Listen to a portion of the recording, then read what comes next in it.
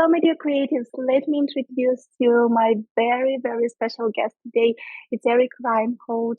I believe a lot of you are already familiar with his creative work on YouTube. Eric is an architect living on a small island just off the mid-coast of Maine in the USA. He makes videos about architecture for his YouTube channel. He designs simple modern homes, plus shares his process online. Eric loves helping designers and architects cultivate their inner entrepreneur, and his studio, 30 by 40, is just 17 paces from his front door and serves as a stage for his YouTube channel with over 1 million subscribers. His videos are used as a curriculum in architecture schools and by students and professionals worldwide. Eric has been an architect for 3 decades and started his business, 30 by 40 Design Workshop, 10 years ago. So first of all, Eric, congratulations with your 10 years anniversary. Thank you. Yeah, thanks. It's great. It's nice to be chatting with you. I appreciate that. Thank you. So I would love to begin with this little blitz survey. So modernism or deconstruction?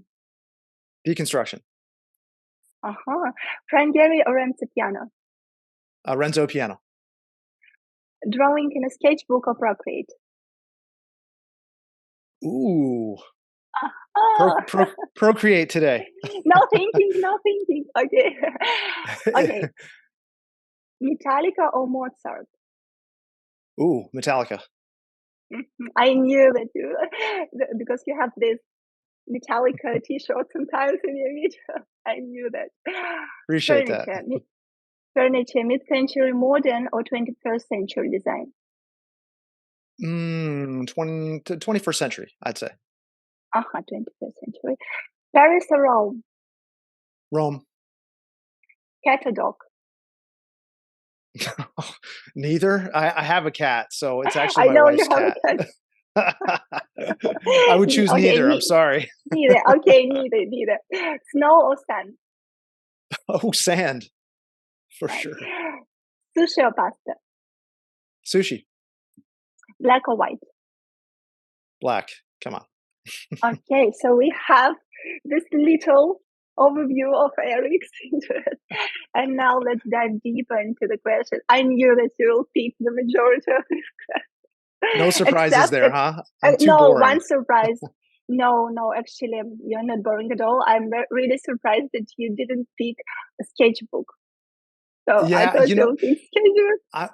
I'm telling you, I mean, maybe this is something you and I could talk about, but the digital tools are becoming so good. And like, here's the one thing, I'll tell you why I chose that, because I don't have an undo in my sketchbook. And Procreate, the 2 fingers tapping on the screen to undo is Yeah. amazing. I need that in a real sketchbook.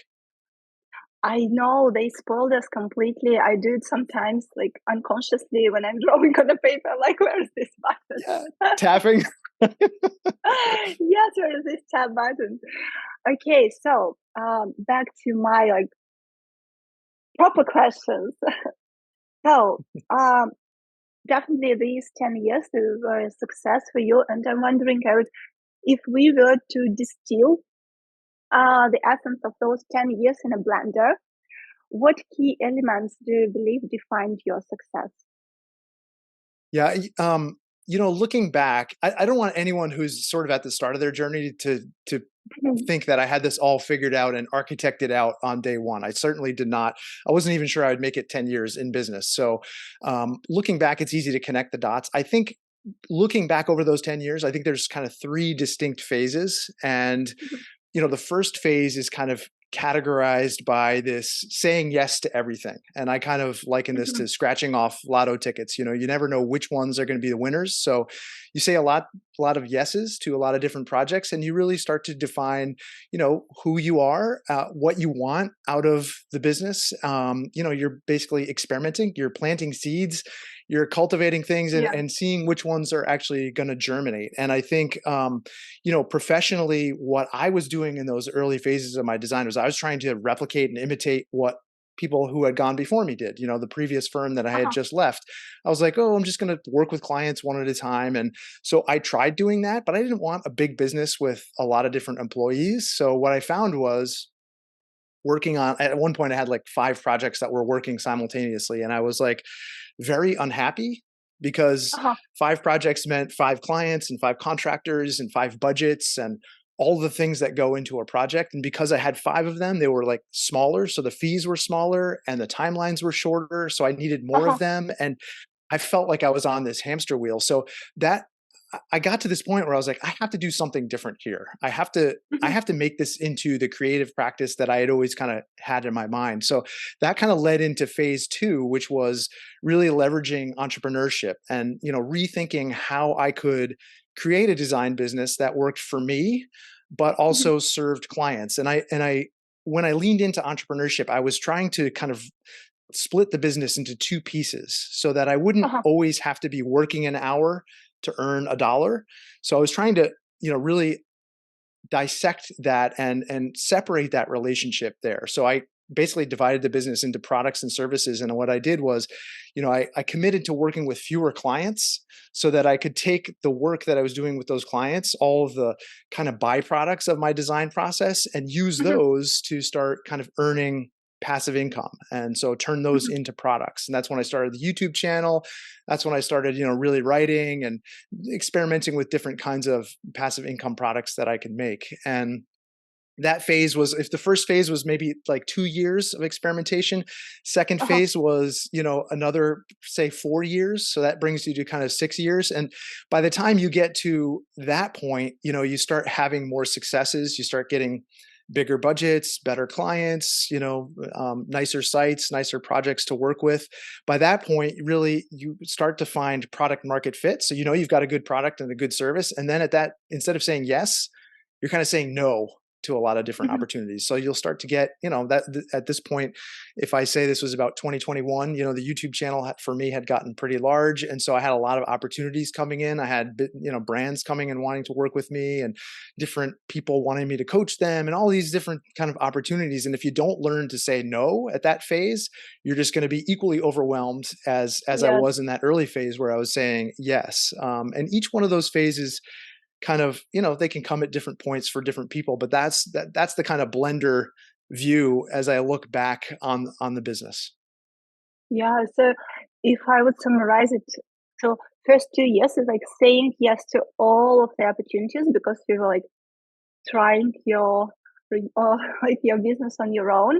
Then 4 years it's being more picky and focusing on these like low hanging fruits and passive streams of income, right? Because to me, you look like maybe even number one maker on YouTube. I know you love to end your videos with saying "Go make things," and I also watched your video on like you're developing your childhood dream, how you love to make things out of nothing, right? And probably this also defined your success, that you listened to that inner child and you did what you love, because um, it doesn't look like you would really enjoy having a big firma or becoming a star architect and working on those like huge projects. You really love this small scale, smaller houses, more one-on-one approach, right? And that's interesting that you merged this approach, like you married it with one-to-many with your YouTube. So while you're focusing on one-on-one, at the same time you can deliver and share your knowledge and insights during this process with like literally millions of people.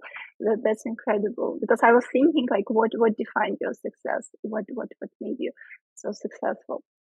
I mean, Yeah, I so credit thank you for my your father was an educator, and so uh-huh.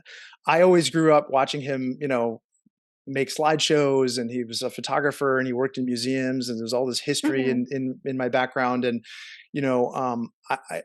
I'm not sure I ever really saw myself as an educator, because when I first started the YouTube channel, I started it out of purely an experiment that I was running to try and earn some advertising revenue. Like, it wasn't this big Uh-huh. pre-planned project where I was going to teach a lot of people. But what I found was, when I started getting feedback from people saying, "Oh, I like the way you taught that," no, I'm in university and no professor has ever taught me that.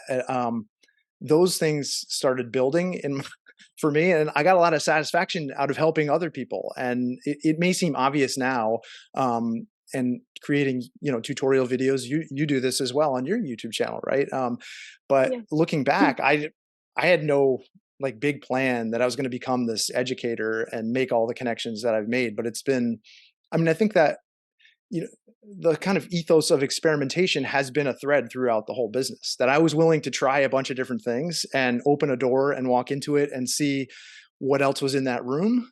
Whereas I think Yeah. a lot of design professionals are heads down and very focused, and there's nothing wrong with that. But I wasn't the guy who Mhm. wanted to do big cultural projects and just be like a cog or a gear in a big machine that produces like a beautiful museum in LA. Like that wasn't going to Yeah. make me happy. And so running Mhm. these experiments was the I think a key to me unlocking some of these unexpected opportunities. Like I couldn't have seen the YouTube channel as an opportunity, but doubling down on that as a success has been great. It's been so rewarding.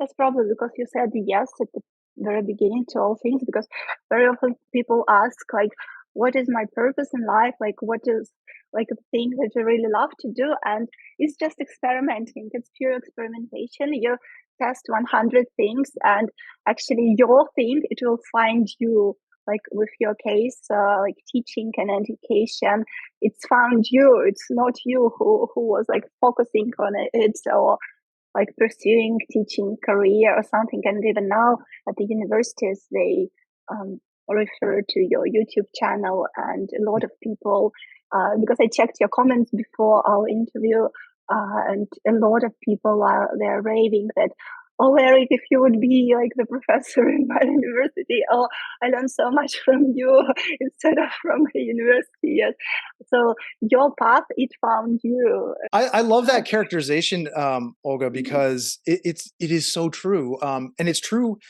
even with clients. Like if when I mhm, show me working on my YouTube channel with a certain kind of client, that draws in more of that kind of client. When I start building models by hand, I used to get a lot of comments saying, "Oh, we don't build models by hand anymore. It's just not a thing." And mhm. it turns out it still is a thing that people do. Yeah, And by building models and showing other people what I'm doing and that can be a part of the design process, it draws all the other people out there who are looking for that information and looking to gain skills. It draws them to me. And so I build up an audience of people who are into building physical models. There's nothing wrong with building digital models. Like that's a thing yeah. too, but it's just not what I have an affinity for or what I want to do with my creative life. I personally absolutely love model architecture models. Even now at my art academy, they still teach how to create paper models. And I believe it's as essential for aspiring architects and interior designers as like hand sketching, because it gives you a completely different point of view. So yeah, Yeah. what you do, what you love, and people likewise attract to that. This is so beautiful. I'm wondering, Eric, what is your definition of being an architect in 2023? I think I struggled with when I first started my business in 2013. Mhm. I struggled with like trying to be the architect that I thought everyone wanted me to be, and that was a very one Uh-huh. dimensional thing. And as we've been talking, I have lots of different interests. I like photography, I like filmmaking, I like making models, I like screen printing, I Mhm. like writing. All these different interests are, and I'm sure you're the same way, right? You have this kind of constellation of interests that feed into the kind of creative person that you are. And I think for a long time, I tried to suppress those in service of the professional that I thought I needed to be. And I think over time, through these experiments and what we've just been talking about, that, you know, I'm okay being a multi hyphenate version of a professional. Like I'm not just an architect, I'm a photographer, I'm an author, I'm a blogger, all of a podcaster, all of these different things. And I love that there's room in our profession for all those things now. And I hope that, creating my YouTube channel and sharing this information about my practice, I hope that other people see that as a model. I will say the kind of narrative that you're given in school, you learn all these kind of hard skills in architecture school, hand drawing,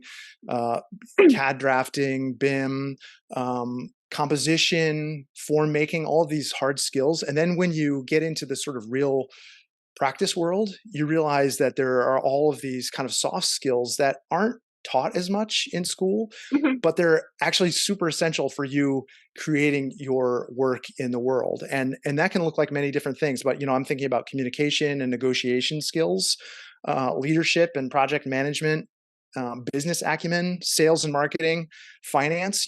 Walking into an office with that constellation of skills in your back pocket and knowing that those things are actually required to get your work realized in the physical world. Um, all of those things I feel like feed into the definition of what being an architect in 2023 is today as well. And I think a lot of us shy away from talking business or thinking about sales and marketing. And I think one of the things that I encourage young professionals to do is to kind of push into those spaces which feel a little bit uncomfortable and just Mhm. acknowledge that we can apply the same kind of creativity to these soft skills that we do to our design work, that composition. And so to think about being creative with those things as well, that can really change your own personal definition of what being an architect in 2023 is. Yeah, this is so interesting because in architecture schools, they the same time, this is like a dissonance.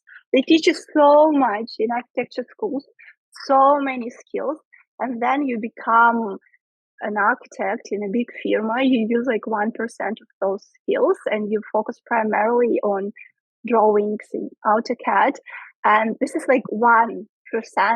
And at the same time, when you focus on what you love, you have this creative freedom to experiment. You can be at all at the same time, and with the focus on one particular thing, right?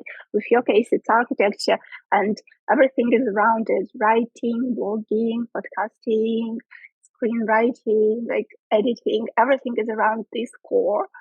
And I believe these days it's really important for young professionals and architects to understand that probably in 2023, we should redefine the profession of architecture, that it's no longer anymore this one thing that they teach us at schools. It's a lot of things, and they're different for each and every one of us. And we have to self-educate. We have to like dive into books or podcasts or interviews. I know that you are really big on marrying two concepts of architecture and entrepreneurship. By the way, I'm reading right now your book. Let me show this book to our viewers so they remember the how it looks, the design. So it looks like Yes. this: architect and entrepreneur, archipreneur. Yes, so it's about merging. And yeah, thank you for sharing that. I mean, I think it's So still I guess, interesting to me today that, schools do not really, and I know this is changing, but the concept of mhm, teaching entrepreneurship and business skills, it's still not there. And I don't know how it is where you're practicing, Olga, but here in the US, the majority of people are practicing in small firms, and a lot of them are in firms of one. So you're naturally going to become a business owner if you, pursue this profession to its natural logical endpoint. And to not teach us those things in school is it's a real failure, and yeah. it's one of the reasons why I wanted to share the concepts that I share in Architect and Entrepreneur. And honestly, I'm rewriting parts of that book because things have changed since I wrote it the Mhm. first time, and things are always evolving. So yeah, it's interesting conversation. Yeah, I can relate because I remember when I graduated from my art academy, and yeah, I was invited to a very big firma. I was working on like huge governmental projects like Sochi Olympics. We did like hotels, and I was absolutely hating this job, even though it was like literal word by word of my dream job that I thought that that would be my dream job. I was absolutely hating it. I was like crying in the bathrooms in that office, Oh, no. and everybody loved me. And they were a big, beautiful project, but I didn't like them. And I realized that like this is like a cognitive dissonance. I thought that I would love it, but it's all different. And then I realized that maybe I'm like an entrepreneur somewhere in my heart. Yeah, so it's so different. So I can definitely relate to your words. I think we all Yeah. have that kind of experience. I mean, I made a video called "The Choice to Make," which talked about my own personal Yes, I struggles. watched it. Working in a firm where I was feeling unsatisfied, and the Hmm. number of comments that I had on that video from other design professionals that were in that exact same spot that you were, crying in the bathroom. I was doing the same Yeah. thing, like dreading that commute to work. Sunday Yeah. nights were like, so Yeah, I shared believe a struggle. lot of people can relate, and I believe this interview might really help them to maybe redefine this, like what success or what their dream job might look like. Because what I did, I just literally took a piece of paper and I wrote all the things that I really loved, like calligraphy, drawing, like architecture. And then you look at it with your fresh eye and you think like, what can I create out of that? What new profession? So we can create our own new profession. And actually, YouTube, it's an incredible platform that allows you to be whoever you want to be. Absolutely. Like you can merge acting, architecture, like anything you desire. And this is an incredible opportunity in 2023, especially with social media and amount of books and knowledge around us. Yeah.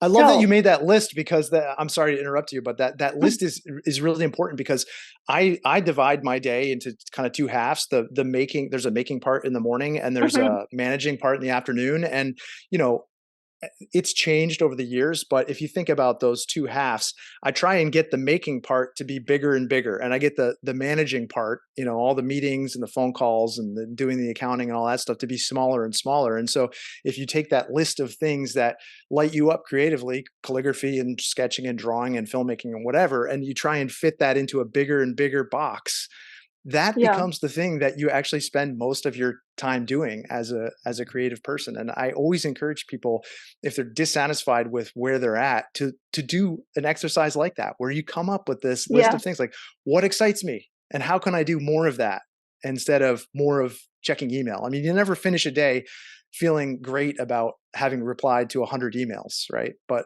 it's a very different thing having created some creative output, a model or a sketch or something. yeah. Because the more you manage, the less you create, and otherwise, I even go sometimes on complete digital detoxes when I don't check neither email nor Instagram Good for for a you. week or so. And when I first did it, I thought that everything will fall apart, my business will Uh-huh. ruin. But otherwise, nothing really happened. Like my clients were okay because I told them beforehand.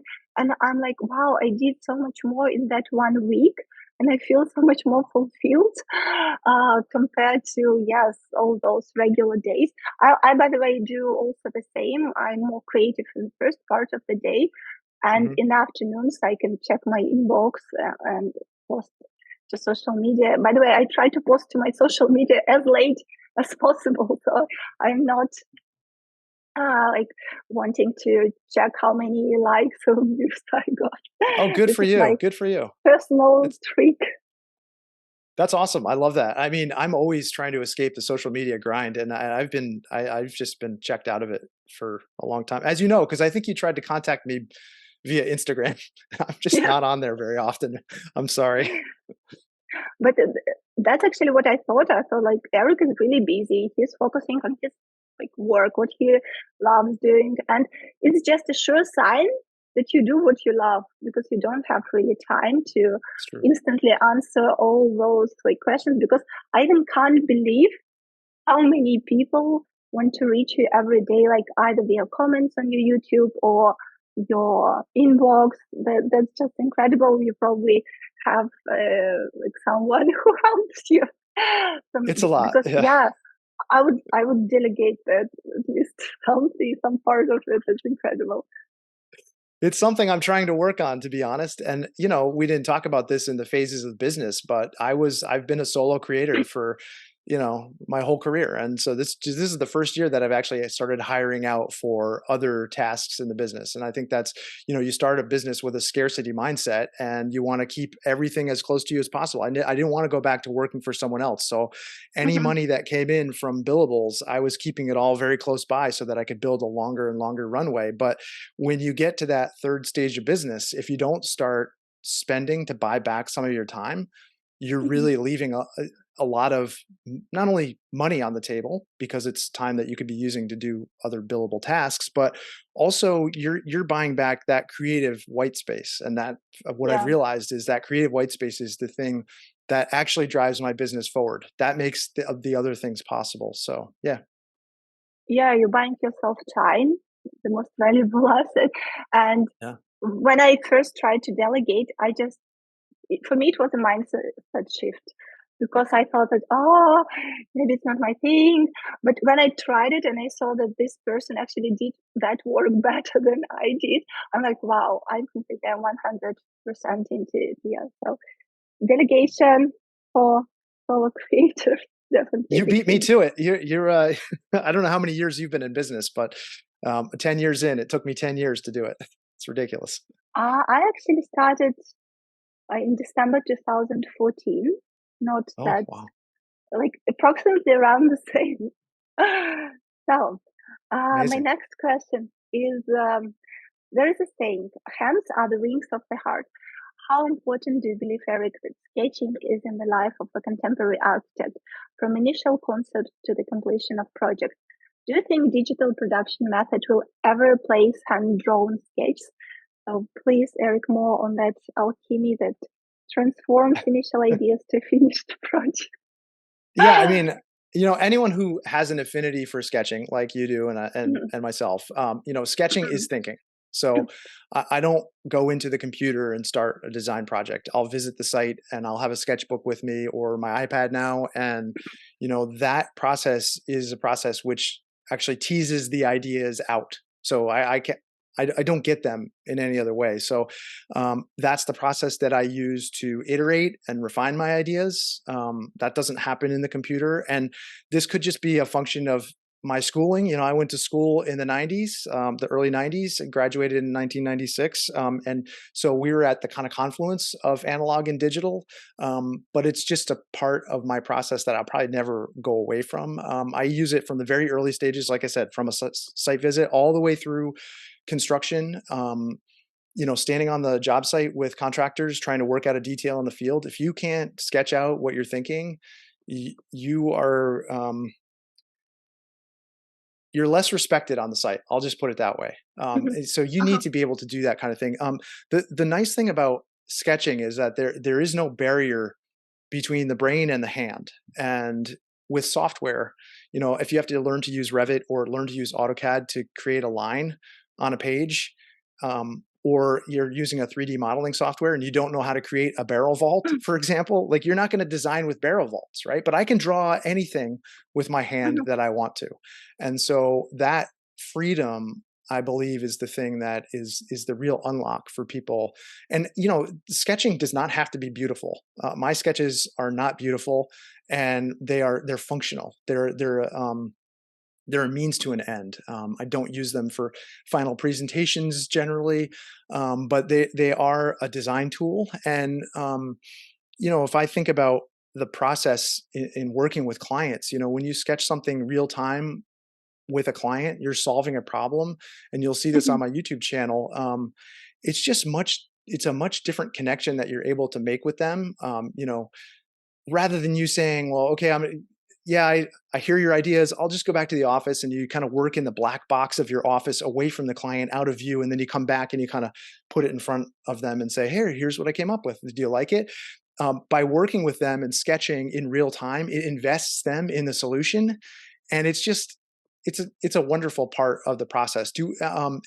But I don't necessarily want to be like too prescriptive about tool sets, because I believe the tools allow you to do the work, but they don't do the work. You're responsible for that. And I think, um, you know, your school of sketching YouTube channel is all about sketching, right? But there's a lot of people who can't sketch, and actually that's a barrier for them getting their ideas out. So, if I think about, will digital ever replace analog sketches? I don't think so. But I think people will just engage with this profession in many different ways. And sketching is an incredible tool for people like you and me, and it gets us where we need to be. But not everyone communicates that way. Not everyone heads into this profession being able to sketch, or liking to sketch even. And so I wouldn't want that to be a barrier for people either, because I think it can be whatever you want it to be. It's interesting. I don't know if you've had this experience too, but I've worked with clients who really reacted very poorly to anything digital. So I would, do things by hand, sketch everything by hand, and then I would put it in, the natural process is you start sketching, then at some Yeah. point you're going to leap and scale and you're going to put it in the computer, right? And I would do a sketch, we'd design the plan together, and then I'd put it in the computer and I'd show it to the client and they would hate it.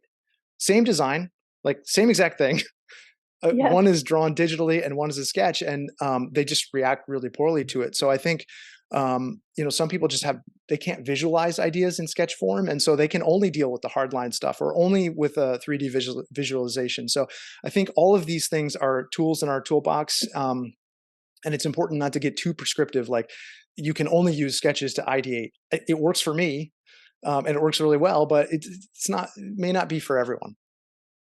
Yeah, I agree that sketching is a tool in your toolbox, and it doesn't really matter what materials you use. It can be a regular pencil and a napkin. You can um, make a super quick sketch either as a backstage of your work. Because I have friends who never sketch in front of a client because their clients react poorly. At the same time, I have people who sketch in front of their clients and it creates like a wow effect over their clients because their clients Yes. instantly think like, wow, you're an artistic soul, and this is like a sure sign of talent or whatever.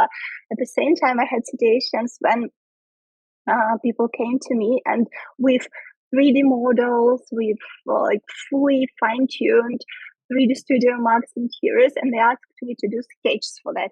And I'm like, you guys, you're mixing things. It's the other way around. You first do sketch, and they're like, no, no, no. We need to show sketch to our clients because they react only well to sketch because probably that's very visceral. This is like an emotional intellect involved in sketching.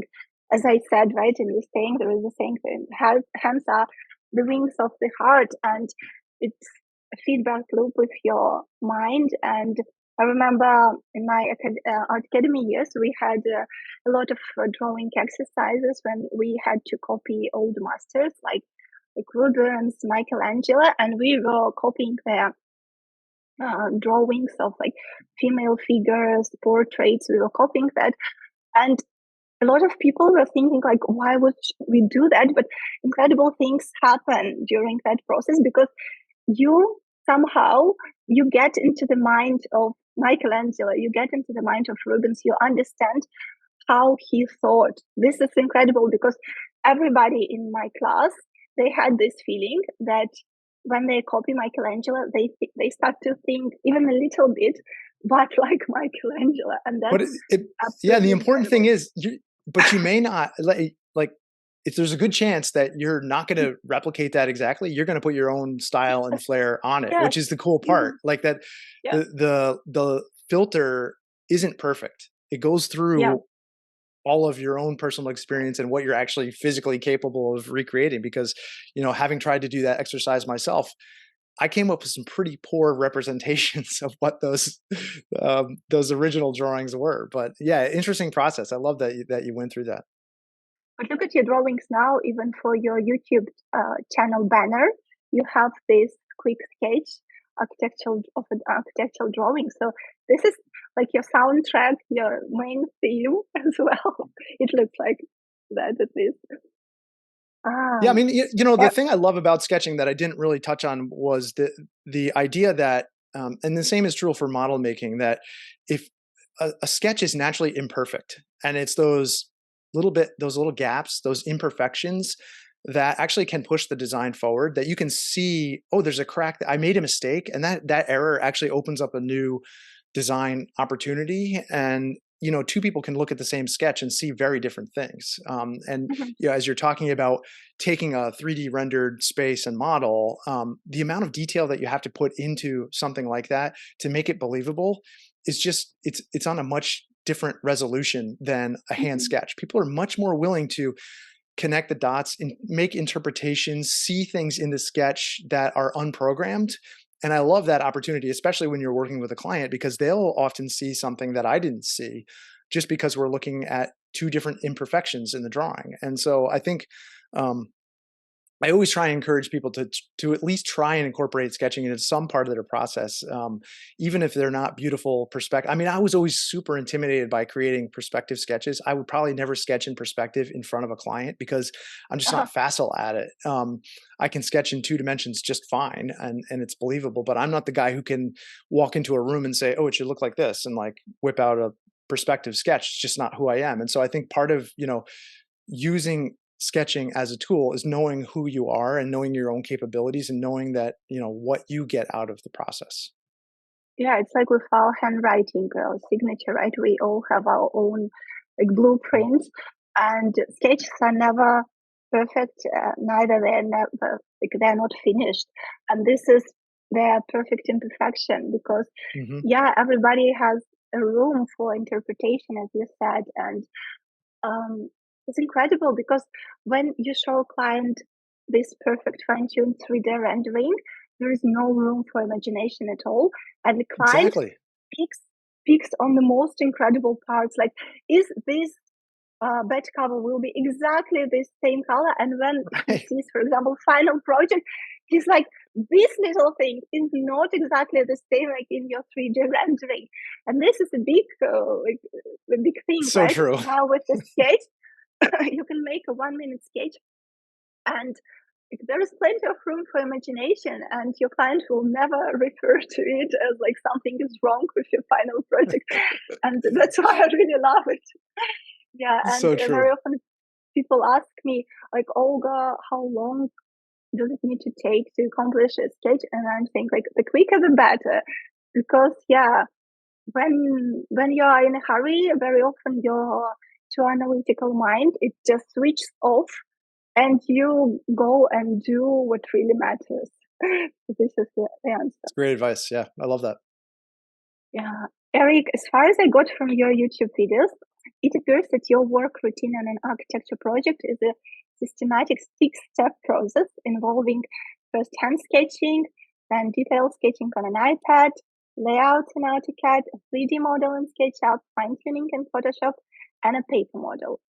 Is this an accurate representation of your creative workflow, or do you incorporate any other tools or software or steps?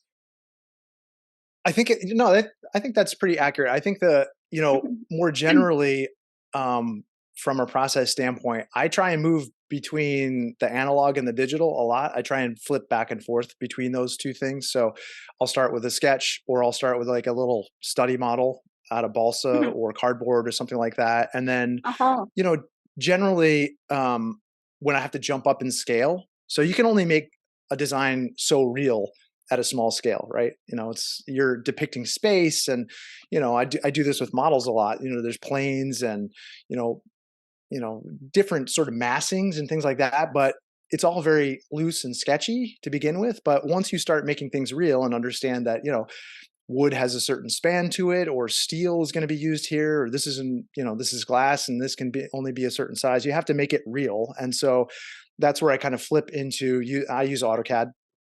I just use the Me most too. basic of tools. I don't use any BIM. And so I'll just generally go from the sketch or model, draw it up digitally, and then start working the problem there. And so anytime I'm flipping scales, as I increase scale, I'll usually flip from one to the other. And that just, for me, is part of my process. And obviously, once you get into the working drawings aspect, everything from there on out generally stays all digital. I'm not going back and building large scale models of things until you start making mock-ups for Yeah. the actual building, wall sections or window details or things like that. But yeah, no, I think that's generally how I work. I noticed in one of your videos that when you were working on your 30 by 40 design workshop, you started with a grid and in a sketchbook, and then you worked with your AutoCAD plans. So you were redefining, redesigning the facade. So it's interesting how you go back and forth between hand sketching and drawing in AutoCAD, and you always evolve on the idea. It's just, when I'm at the computer, and I don't know if this is true for you, but there are so many Mhm. distractions. And it sounds like you're better at digitally detoxing than I am, but there's always notifications coming up. I can always get online Yeah. and research something. And even if I'm just looking for materials, like other things catch my eye. If I'm on Pinterest, I'm like, oh, I should look at that. And so it's just a way of, when you step out of the computer and print something out and sketch over it, you can just not only can you iterate really quickly, but it's just free of distractions. So, it's probably more of a life hack than than anything else. But I do find that I can, if you've watched some of these videos where I'm revising things, like you can be very quick with a roll of trace and a sign pen and get Mm. like 10 iterations and move it forward. Or on the iPad, I'm using the iPad more and more. So, that even though that's a digital tool, I don't have anything else on my iPad really. So I don't use that for surfing the web or anything. It's just for sketching. And I remember first you didn't really like it, right? Yeah, it's Okay. true. How things changed. I And know I'm it. really Yeah. love that you're embracing these like new tools and teach people, teaching, sharing your experience. Well, that app, I'll Uh, tell you that the reason I like it is because of Procreate, because I've yeah, used other apps they don't even measure up. I don't know how you feel, but yeah. Procreate I is like feel like way better. it's absolutely intuitive. I remember because I used to work in a lot of different software and app. I absolutely hate 3D Studio Max. I just can't stand it. But like I used to love Photoshop. And the moment I opened Procreate, I even didn't need any tutorials on it. It was so intuitive to me. It was Yeah. like a merge of Photoshop and like a pencil that you got used to your entire life. It was so intuitive. Like those guys are like literally like geniuses. That's why, yeah, And I it's felt in it's love. like all of the things that you love about Photoshop are in Hmm. Procreate. Like you can blend like the whole layering system. It's Yes, incredible. Undo, as we talked about, and now yeah. animation. I mean, I haven't even explored any of the kind of the stuff in the new releases. I don't know if you have, but I'm excited to. Not yet. I'd really love to. Not yet.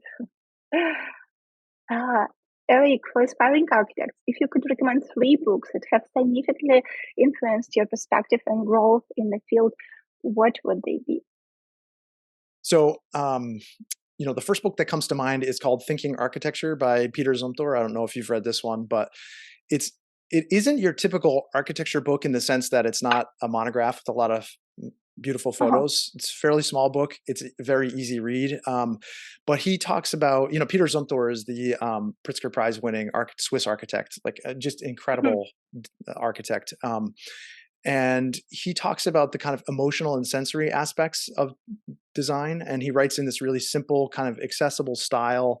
Um, and he talks about the connection between materials, light, and space. And it's one of the few books that talks about the human experience of space. And there's a passage in there that talks about his childhood home growing up, listening to the screen door slamming against the wooden door jamb, and those kinds of experiences resonate.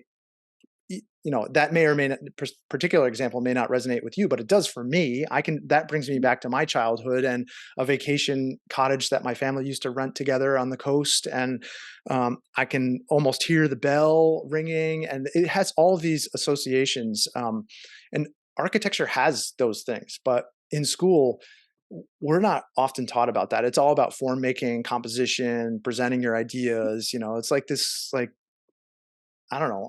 I don't know what your schooling experience was, but it was very like competition is based on form making, and so this to hear him talk about the human experience of space, and that it really resonated with me and made me think about architecture in a different dimension.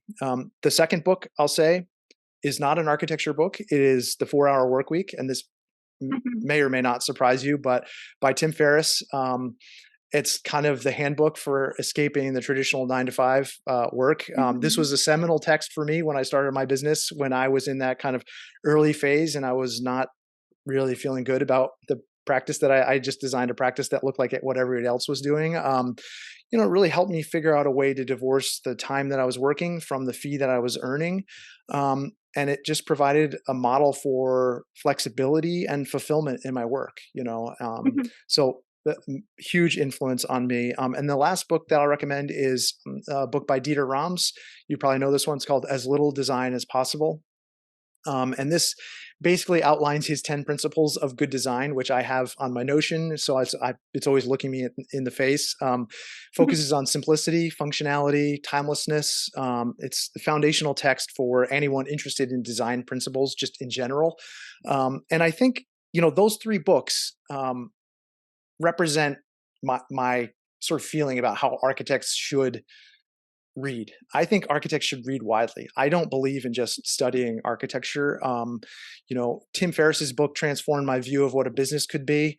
Dieter Rams' principles are timeless. They apply to all aspects of my life and my creative practices. And Zumthor is challenging you to think about the human experience as secondary to form making. And I think for young architects heading into this field, just know that architecture is informed by every dimension of human society. It can be photography, it can be art, can be cooking, anything. And to read widely means you have all of these, this huge range of influences to impact your work. And, I'm thirsty for knowledge that's outside of the architecture space. I almost don't like consuming architecture content in a way because it kind of pre-programs my brain to say, oh, I should do that. That's really cool. I couldn't have come up with that, so that's what I would say for book recommendations. Yeah, thank you for sharing this. So thinking architecture for our work week and as little design as possible. I really love this list. I would also include in it your book for our viewers, Architect plus Entrepreneur. And Thank you. I catched myself thinking when I was listening to it on Audible that it reminds me so much of 4 Hours Work Week by Tim Ferriss, and it definitely, like, it looks like you had a lot of inspiration from Tim Of Ferriss's course. book. But Yes. I believe that it has such a creative flair to it.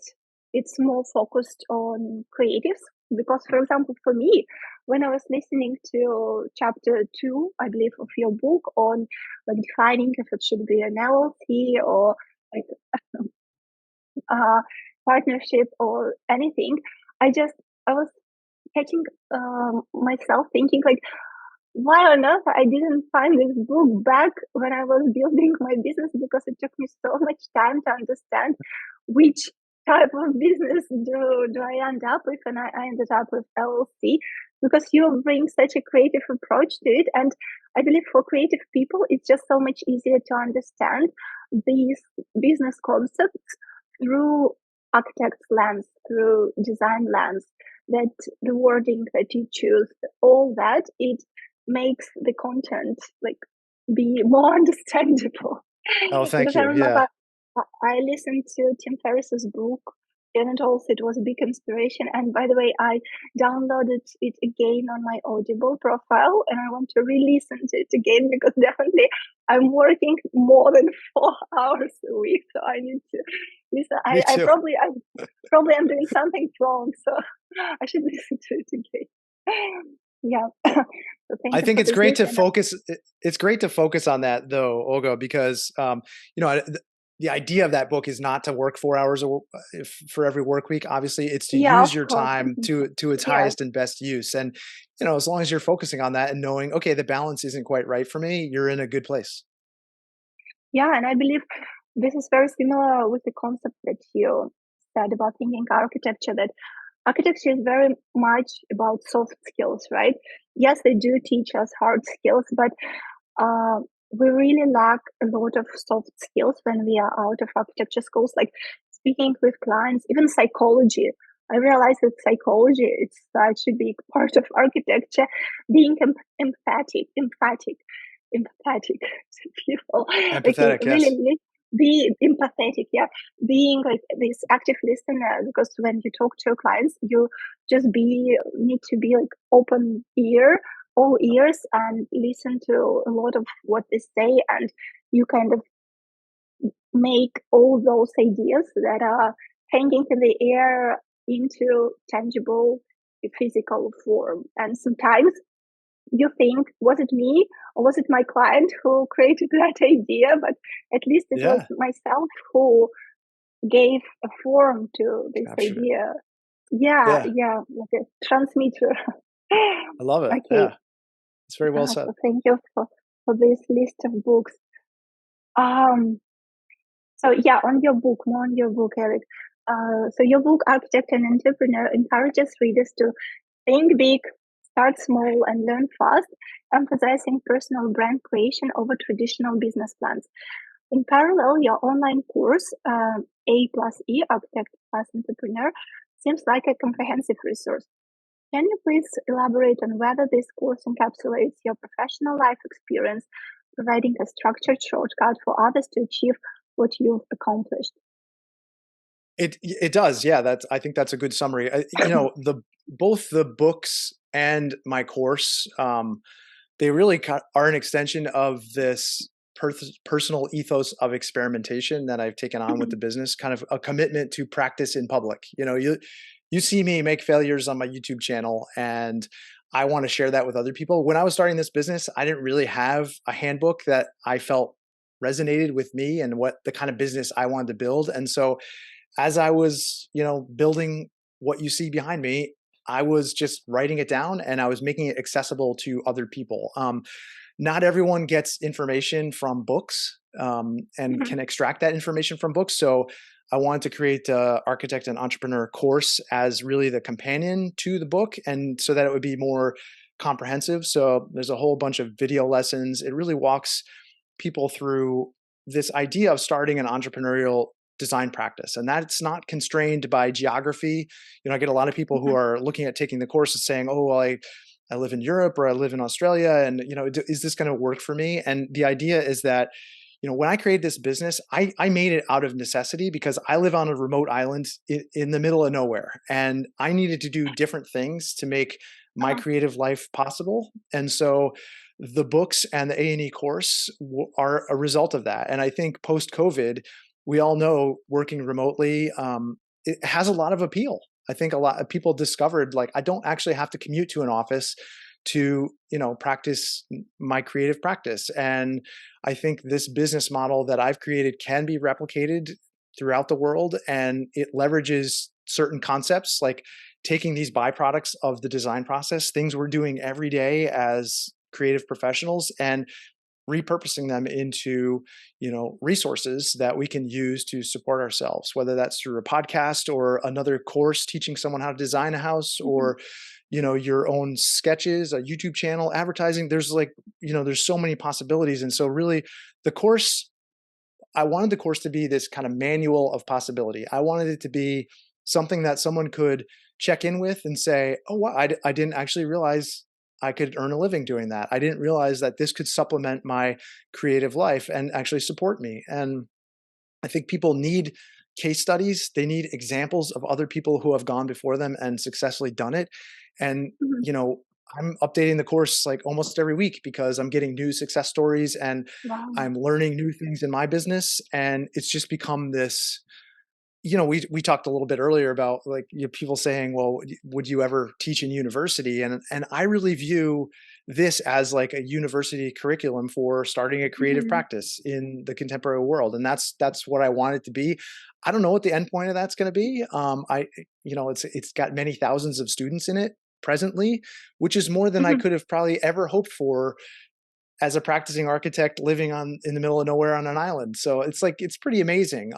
But I do hope it is proof that you can apply these design principles to a business. Like, it's not, business isn't scary. It doesn't have to be intimidating. And I think to creative people, business can feel that way. But I wanted to make it accessible and fun. I wanted to show that it's possible to have a really great, like, to get up in the morning, sit down at your desk, design something, publish it.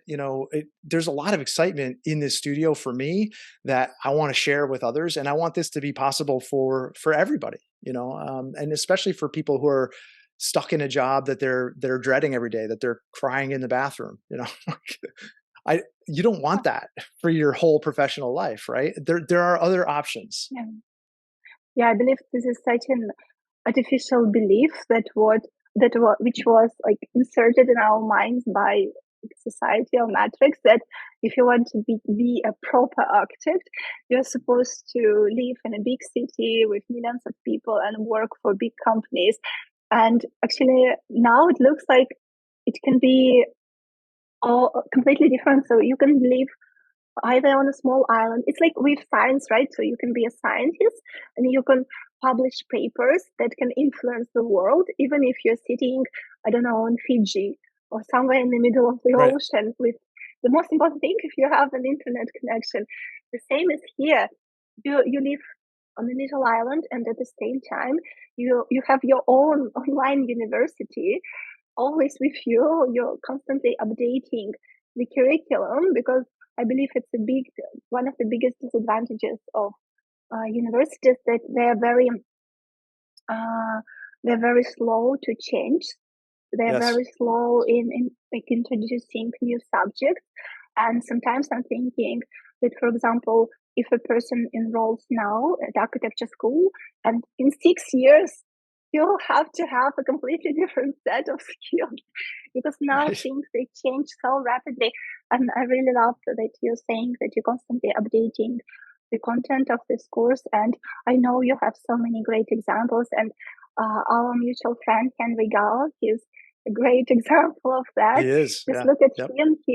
He just changed his life, and yeah, he's such a great example of what can be achieved. Yeah. Well, By the also, way, I mean, go look ahead. at your YouTube channel has 25,000 subscribers, 26,000, something like that.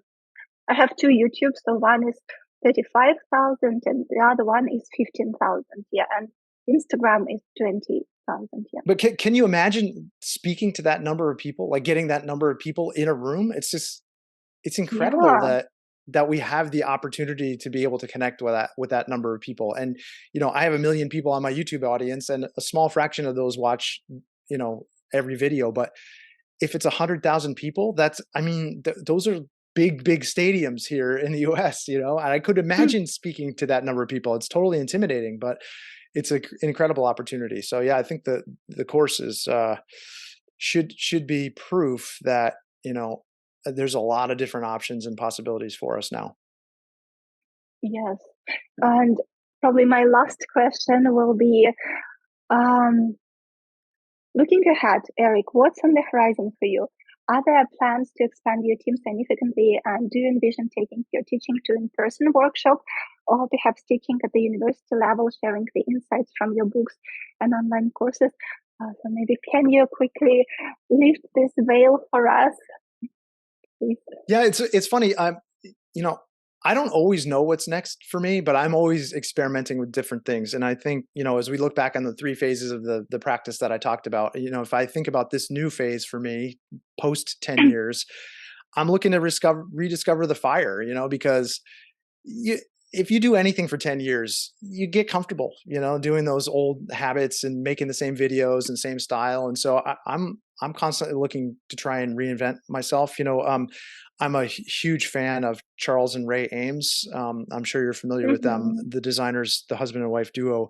Yes. But they made a career of taking on things that they knew nothing about, and they turned this journey from not knowing anything about it to discovering something unique and interesting about it. They made their entire career about that transformation, that process. And so um, I find that revelation, that process of revelation, like really exciting. And that's the thing that drew me to design, and leads my interest. And so I guess I'm searching for those things. I'm not looking to hire a big team. I'm hiring agencies now to help me with Mhm. work that I'm not best suited to do. I've learned that much at least. So that's exciting to me. I've got another podcast that I do in the financial independence space, called Two Sides of Fi. And that Two sides is of fire. Mhm. yeah, that's gaining a bigger Mhm. audience. And so I'm seeking financial independence myself. So that's interesting to me. And just continue to do what I have been doing, and that is push into the things that are interesting me creatively in the moment. And sometimes that's I haven't made videos very recently because I've been focusing on other marketing aspects in my business, and I'm excited to work on those things. But now I'm kind of running the course on that, and I'm going to push into some new creative aspect. So I think the idea of having a workshop is you can come into the workshop and follow your passion that day. And thankfully, I've built a business which gives me the creative freedom to do that, and the financial freedom to do that. And it's something that I wish for everyone. So I hope that I continue to share that and help to inspire others so that they can follow in my footsteps. Yes, thank you so much, Eric. Please keep doing what you do. Please keep this fire and this passion because it inspires and ignites so many of us. So thank you so much for all that you do, for making things, for inspiring people, and thank you so much for this interview. Thank you. Cheers. Yeah, it was great talking to you. Yeah.